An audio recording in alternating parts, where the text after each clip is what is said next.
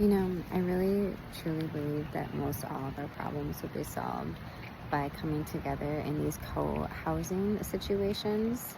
You know, there's a lot of energy intentionally being put into dividing the people right now, making it seem like it matters of like this black white thing, this Democratic Republican thing, this Christian non-Christian, this what's your diet, what's it like, just like all these different things that like are in this thought dividing people, because divided we will be conquered and together we will stand. Like in the end we seriously all want the same thing. We want to have a safe, secure home. We want to be with our families. We want to have clean water. I mean, everyone can agree. No one's like, no, I don't really want the clean water. No, I don't really want food to eat. I don't want nourishing food to eat. No, I don't really want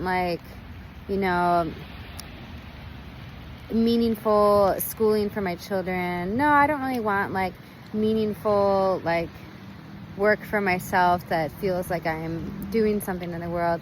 It's like everyone can agree on these main things that we all want.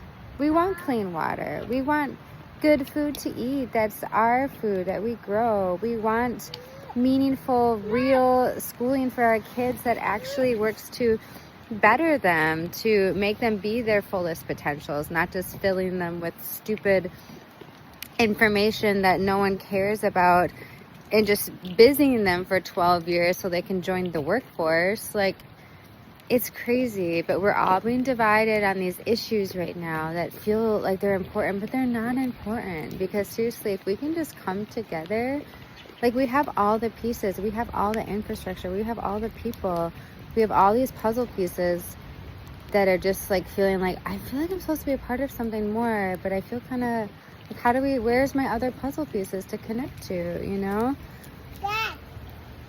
But we can do it the more we just literally keep this conversation going. I've been doing a lot of research on these co-housing things. That's basically just what we've been doing forever, where people have their own individual home for their family, their own dwelling unit, but they're part of a greater community that actually works together on a daily basis, in the terms of there's meals being made. In the ideal sense, there's childcare provided. There's an opportunity to have work within the community. There's just things that are built into the community that you're in. Homelessness isn't the person who's homeless problem, it's a community problem. In a real community there would be a house somewhere for everyone to live, and food for someone to eat. There can be a meal every single night. Can you imagine we only have to cook dinner a couple times a month? What a concept. We actually have time to go into ourselves, to discover ourselves, to do self-work, to create these projects that we want to be working on together. And it's not so far off. I mean, I've seen a lot of things going on right now that people are having these co-housing subdivisions where it just looks like a regular subdivision, but it's they're all connected together in the sense of there's a meal going on every night that you can be a part of if you want, or have it packed up for you if you don't want to be around people that night. That's fine too. I think sometimes people think oh, I want to have my own space, but you can have your own space too. You can choose to be a part of community when you want to be, and choose to have your own space when you want to be. I mean, that's always been the issue that's come up living in communities where it's kind of okay, well, I need to have my own space. Everyone's sharing this kitchen. It's too much, but it's it is too much. We all do need our own space, and we can have that, and we can also have the supportive community at the same time.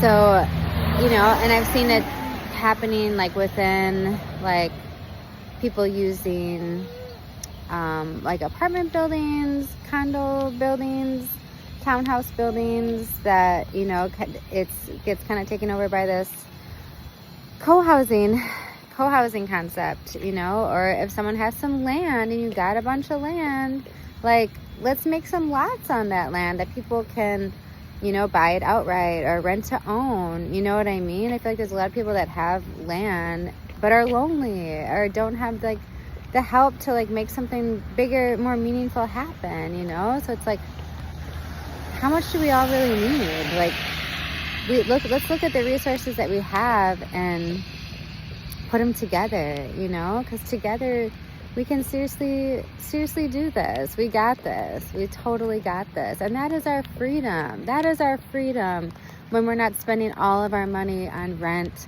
and mortgages and food and childcare.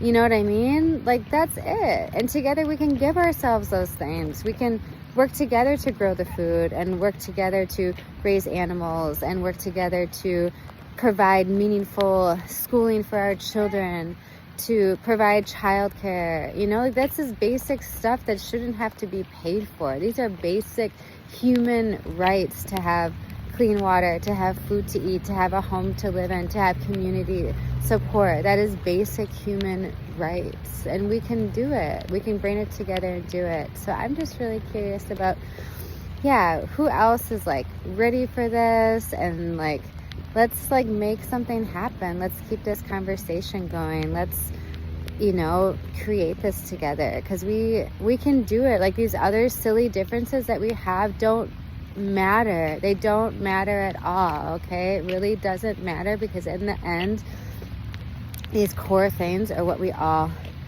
care about, and the differences don't matter. They really don't. Okay, like, in the end, we're all in this together. You know, we got this. So talk to me. Who's interested? Let's make something happen. Love you guys. Bye.